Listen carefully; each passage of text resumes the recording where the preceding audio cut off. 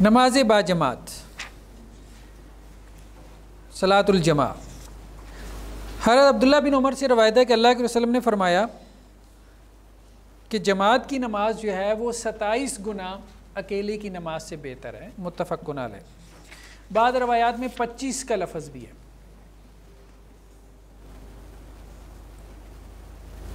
کہ اللہ کے رسول نے فرمایا کہ اگر کوئی شخص گھر میں نماز پڑھتا ہے یا اپنے بازار میں نماز پڑھتا ہے، جیسے اپنی دکان پہ لوگ پڑھ لیتے ہیں، تو اس نماز سے مسجد کی نماز کا اجر اور ثواب 25 گنا زیادہ ہے۔ اور روایت میں یہ بھی ہے کہ جب کوئی اچھی طرح سے وضو کر کے نکلتا ہے تو ایک قدم اٹھاتا ہے، یعنی جماعت کی نماز کے لیے نکلتا ہے، اللہ تعالیٰ اس کا ایک گناہ معاف کرتے ہیں، ایک درجہ بلند کرتے ہیں، اور نماز پڑھنے کے بعد جتنی دیر تک وہ بیٹھا رہتا ہے مسجد میں، فرشتہ اس کے لیے دعا کرتا ہے، اللہ تعالیٰ اس کی مغفرت فرما، اللہ تعالیٰ اس پہ رحم کر۔ اور جب تک وہ نماز کے انتظار میں رہے اس کو نماز کا ثواب ملتا رہتا ہے۔ تو بہرحال جماعت کی نماز کے بہت فضائل ہیں۔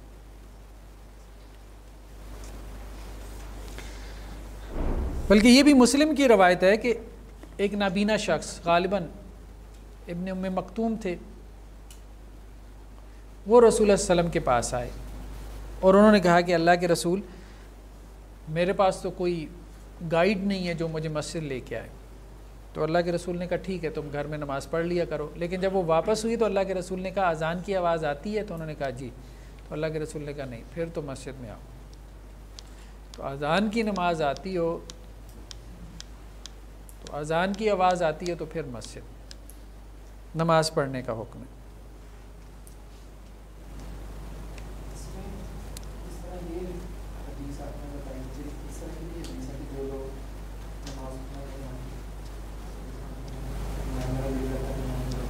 ہاں، یہ روایت یہ بھی متفق علیہ ہے کہ اللہ کے رسول صلی اللہ علیہ وسلم نے کہا کہ میں یہ ارادہ کرتا ہوں کہ میں لکڑیاں جمع کرنے کا حکم دوں، پھر ایک آدمی کو کہوں کہ میری جگہ امامت کروائے، پھر میں ان لوگوں کے پیچھے جاؤں، ٹھیک، اور ان کے گھروں کو جلا دوں، مطلب جو نماز سے پیچھے رہ جاتے ہیں نماز باجماعت سے۔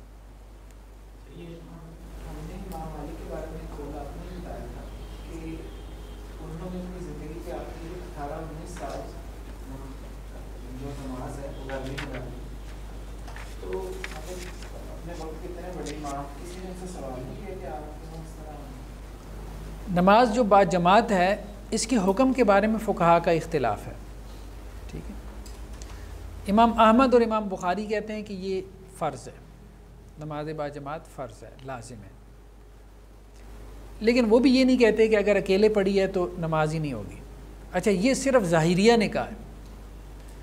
ظاہری اسکول آف تھاٹ میں یہ ہے کہ جس نے اکیلے نماز پڑھی ہے اس کی نماز ہی نہیں ہوئی، یعنی انہوں نے اس کو لازم جو ہے وہ رکن بنا دیا ایک طرح سے، لیکن عام طور پہ موقف یہی نہیں ہے۔ تو امام احمد اور امام بخاری کہتے ہیں کہ یہ فرض تو ہے جماعت کی نماز، لیکن اگر اکیلے پڑھ لے گا تو اس کا ایک فرض رہ گیا، نماز اس کی ہو جائے گی۔ جبکہ جمہور کا موقف یہ ہے، عام طور پہ جمہور علماء کا، یعنی حنفی، شافعی، مالکی جو علماء ان میں سے ایک جماعت کا، وہ یہ کہتے ہیں یہ سنت موقدہ ہے، جماعت کی نماز سنت موقدہ ہے، فرض نہیں۔ یا بعض نے یہ بھی کہا کہ یہ فرض کفایہ ہے، یعنی فرض کفایہ میں بھی اب ظاہری بات ہے چند لوگ ادا کر لیں تو وہ ادا ہو جاتی ہے، اس اعتبار سے بھی وہ فرض عین تو نہیں رہ جاتی۔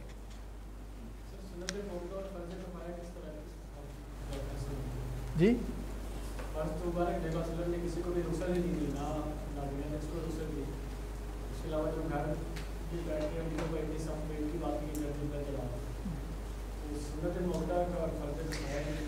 اصل میں دیکھیں بات یہ ہے نا کہ جب مختلف روایات ہم سامنے رکھتے ہیں نا، یہ ایک بڑا کام ہونے والا ہے کہ ایک موضوع سے متعلقہ جتنی روایات ہیں نا سب کو ساتھ رکھا جائے، اس سے بات بڑی کھلتی ہے۔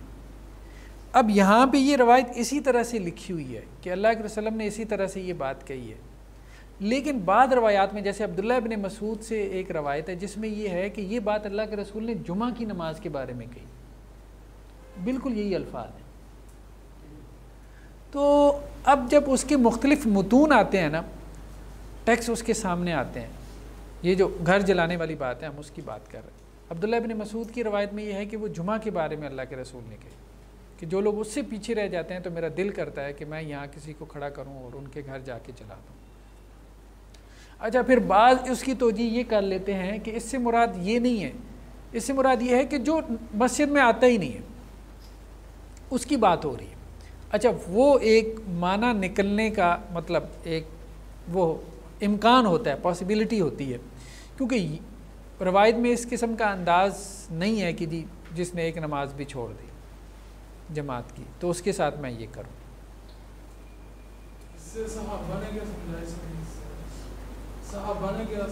آگے آ رہا ہے، بات آ رہی ہے آگے۔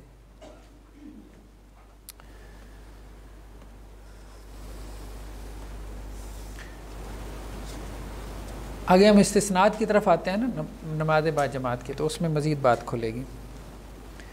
عورتوں کی حاضری،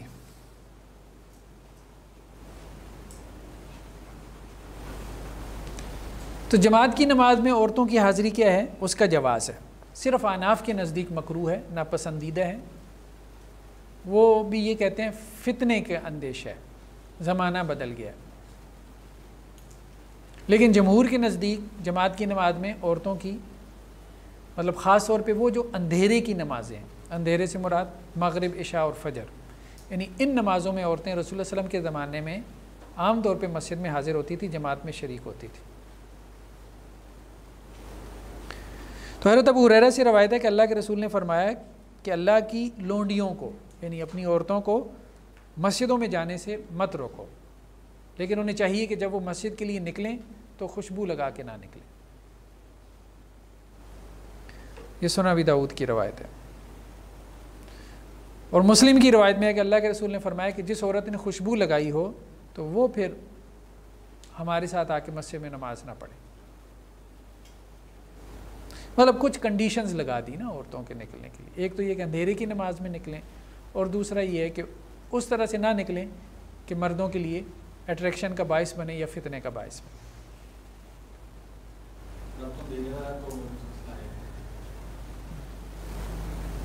لیکن پھر بھی جواز ہے، جواز۔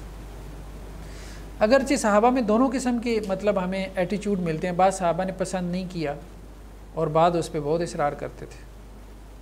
حضرت عبداللہ بن عمر کے بیٹے تھے حضرت بلال، حضرت عبداللہ بن عمر نے یہی روایت ان کو سنائی۔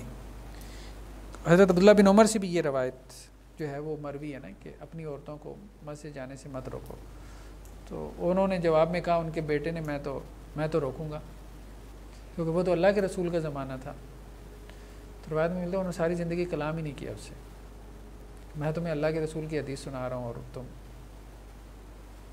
حضرت عمر رضی اللہ عنہ کا معاملہ یہ تھا کہ ان کی جو اہلیہ تھی وہ بہت دبنگ خاتون تھی، تو کسی نے ان کی اہلیہ کو کہا کہ آپ کو نہیں پتہ آپ مسجد میں آتی ہیں، حضرت عمر کو یہ پسند نہیں ہے، تو کہنے لگی تم عمر کے کیا لگتے ہو، مطلب مجھ سے خود بات کر لینا، مجھ سے خود کیوں نہیں بات کرتے؟ تو وہ آگے سے کہنے لگے کہ وہ آپ سے اس لیے نہیں بات کرتے کہ آپ ان کو یہ روایت سنا دیں گی کہ اللہ کے رسول نے کہا ہے کہ عورتوں کو مسجد جانے سے نہ روکو۔ تو یہ معاملہ تھا، بعض صحابہ پسند کرتے تھے لیکن نص اتنی صریح تھی کہ وہ نہیں روک پاتے تھے۔ بلکہ ایک صحابی غالباً حضرت عبداللہ بن زبیر تھے، انہوں نے اپنی بیوی کو روکا، وہ نہیں رکی، وہ فجر کی نماز میں رستے میں کھڑے ہو گئے، اور جب وہ گھر سے نکلی ان کو چھیڑ کے بھاگ گئے، اور جب وہ نماز پڑھ کے کہنے لگی اللہ اللہ کیا زمانہ آ گیا، اللہ کے رسول کے زمانے میں جاتی تھیں، اب تو زمانہ بڑا خراب ہو گیا، میری توبہ، میں تو نہیں جاؤں گی آئندہ۔ تو یہ تھا دونوں اس میں، لیکن یہ ہے کہ اب مطلب وہ معاملہ نہیں ہے جیسے آپ فتنے کا اندیشہ کہیں نا، رستے پرامن ہیں، ٹھیک ہے، اور خاص طور پہ مطلب جماعت کی نماز میں نہ ہو، کم از کم جمعہ میں تو ہو نا، جمعہ تو دن کے وقت میں ہوتا ہے، یا عیدین کی نماز کی کتنی تاکید ہے کہ اس میں عورتوں کو نکالو، وہ بھی جو ناپاکی کی حالت میں ان کو بھی نکالو، جس کے بعد دوپٹہ نہیں ہے وہ اپنی سہیلی کا دوپٹہ شیئر کر لے، لیکن وہ نکلے. تو وہ یہ ہے کہ تاکید تو ہے نا، نکلے، مطلب جمعہ میں آئے گی، بیٹھے گی، کچھ سنے گی، کچھ ٹیوننگ ہوگی، تو یہی ہے نا. تو بالکل ہی مطلب اس کو آپ لا تعلق کر دیں. پھر یہ ہے کہ بازار کے بارے میں فتویٰ کوئی نہیں دیا، بازاروں میں ہر روز پہنچی ہوتی ہیں، دن میں یا رات میں، ٹھیک ہے، ہاں یونیورسٹی میں، کالج میں، ہر جگہ ہر جگہ. اب مسجد میں آپ روکیں گے تو پھر کیا بے دینی رواج پائے گی نا. یہاں تو اتنا جو ہے وہ آپ کا معاشرہ وہ سالڈ ہو کہ وہ عورت بالکل ہی جیسے گھر کی ہو کے رہ جائے، ویسا تو ہے کوئی نہیں. اب صرف مسجد سے روکنا یہ سمجھ نہیں آتا.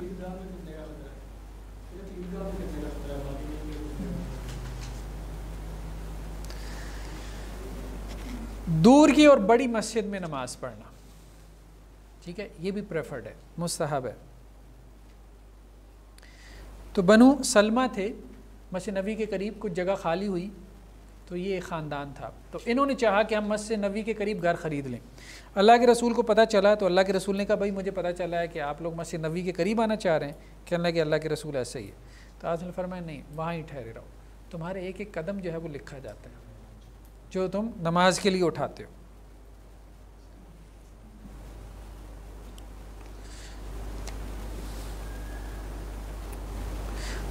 اسی طرح ایک اور روایت میں ہے کہ اللہ کے رسول صلی اللہ علیہ وسلم فرمایا کہ ایک بندہ جب ایک بندے کے ساتھ نماز پڑھتا ہے تو وہ اکیلے کی نماز سے بہتر ہے، یعنی 2 کی نماز 1 کی نماز سے بہتر ہے. اور کہا کہ 3 کی نماز 2 سے بہتر ہے. اور جتنے زیادہ لوگ ہوں یہ اللہ کو زیادہ پسندیدہ ہے، یعنی جس مسجد میں زیادہ لوگ ہوں وہاں نماز پڑھنا زیادہ افضل ہے. یا آپ یوں کہہ سکتے ہیں کہ پیدل چل کے جانا مسجد کے لیے یہ بھی کیا ہے، زیادہ افضل ہے، پریفرڈ ہے. شمولیت کے لیے تیزی کرنا، یعنی جماعت میں جیسے ہم لوگ کیا کرتے ہیں جلدی جلدی وضو کر کے نا دوڑنے کی کوشش کرتے ہیں، تو رسول اللہ علیہ وسلم نے اس سے منع فرمایا کہ جماعت کی نماز کے لیے آؤ تو وقار کے ساتھ آؤ. تو ایک مرتبہ یہ شیخین کی روایت ہے کہ اللہ کے رسول صلی اللہ علیہ وسلم نماز پڑھا رہے تھے تو آپ نے آوازیں سنی، مطلب جیسے لوگ دوڑتے ہوئے آ رہے ہیں. تو اللہ کے رسول نے نماز کی بات کہا کہ یہ کیسی آوازیں تھیں؟ تو صحابہ نے کہا اللہ کے رسول نماز کے لیے جلدی کر رہے تھے. تو آپ صلی اللہ علیہ وسلم فرمایا نہیں، ایسے نہیں، جب تم نے آنا ہو نماز کے لیے تو سکون کے ساتھ آؤ، جتنی نماز مل جائے اتنی پڑھ لو، جو رہ جائے اس کو کیا کرو، پورا کر لو.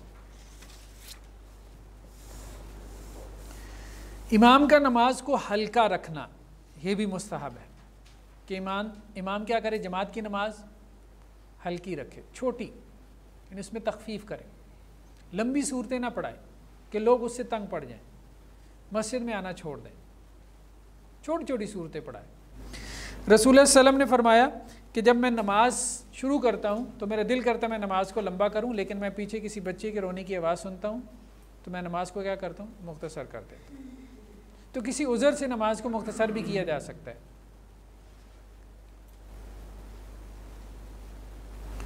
پہلی رکعت کو لمبا کرنا یہ بھی مسنون ہے.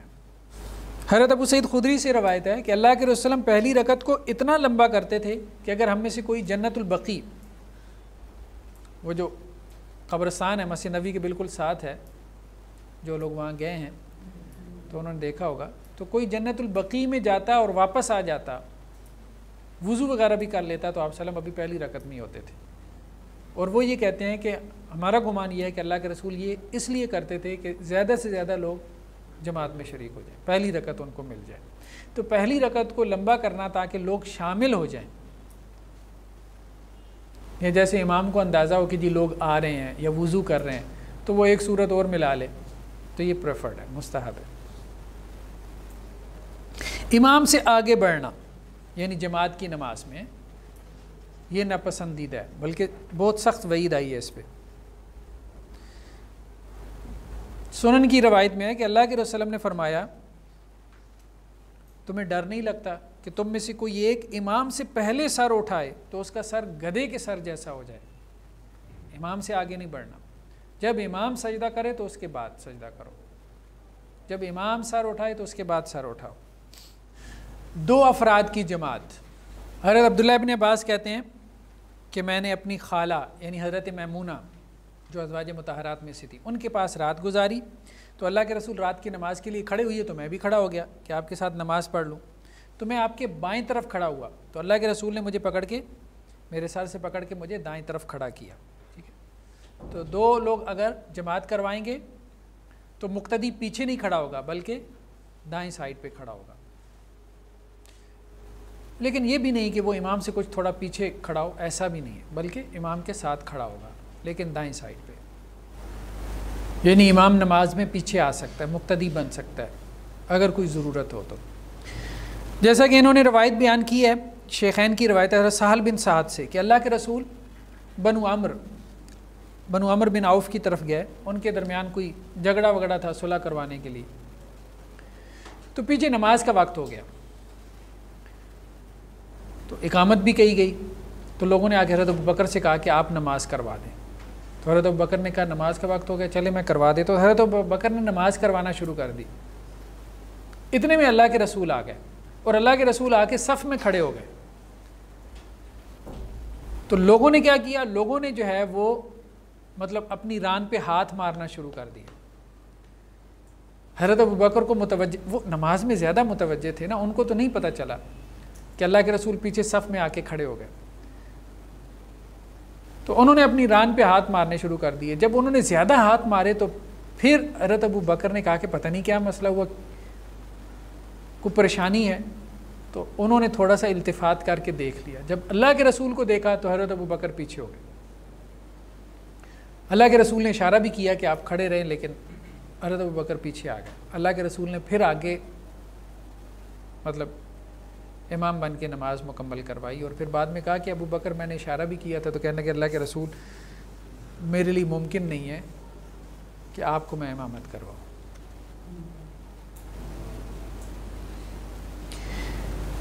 ایک رکعت پا لینا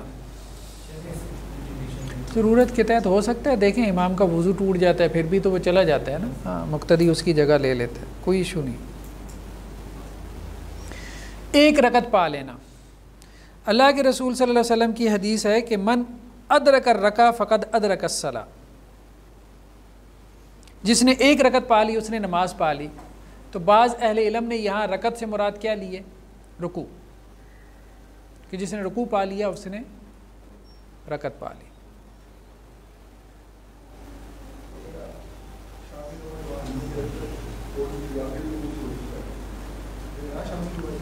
نہیں شامل تو ہو جائے، شامل تو ہو جائے، ظاہری بات، ساری رکعتیں دوبارہ پڑھنی پڑیں گی، باقی یہ کہ نیت کے اوپر ہے نا۔ یہ بھی ایک روایت میں آتا ہے کہ جو جماعت کی نیت سے مسجد میں گیا اور جماعت ہو چکی تھی اس کو ثواب ملتا ہے جماعت کا۔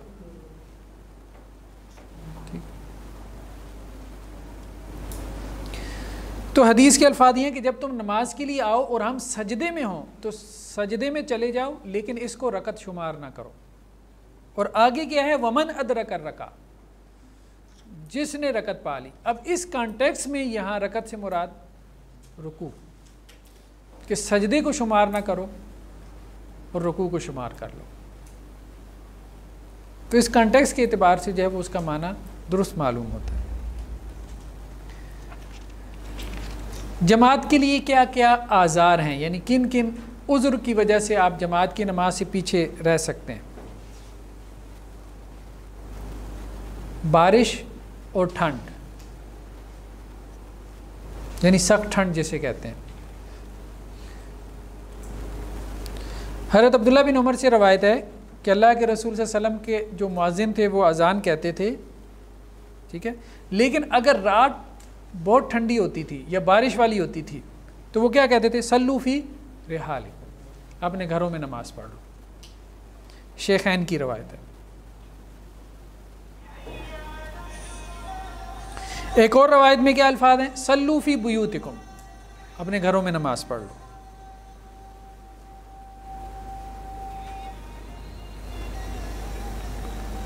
دوسرا کیا ہے؟ کھانا حاضر ہو جائے۔